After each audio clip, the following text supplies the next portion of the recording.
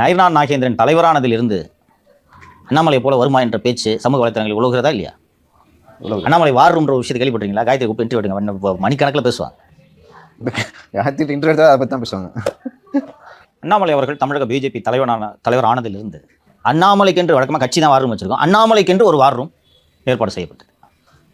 நான் வார் ரூமை பற்றி முதலில் நான் தான் செய்தியை பிரேக் பண்ணேன். அண்ணா நகரில் சுரானா குழுமத்தை சேர்ந்தவர்களுக்கு சொந்தமான ஒரு கட்டிடத்தில் திரு அண்ணாமலை அவர்களுடைய வார் ரூம் செயல்பட தொடங்கியது. திரு அண்ணாமலை அவர்கள் கர்நாடகாவில் ஐபிஎஸ் அதிகாரியாக இருந்தபோதே இந்த நாடகங்களை எல்லாம் தொடங்கிவிட்டார். ஜீப்பில் போயிட்டு இருக்கும்போது யாராவது ஒரு கப்பல் வண்டி பஞ்சராக இருக்கும், நின்றுட்டு இருப்பாங்க. டிரைவர்கிட்ட சொல்லி அந்த ஸ்டெப்னி மாற்றி விட்டோம், முடிஞ்சு போச்சு. இவரே போய் நின்று ஸ்டெப்னி மாற்றுவார். டிரைவருக்கு வேலை அதை வீடியோ எடுக்கணும்.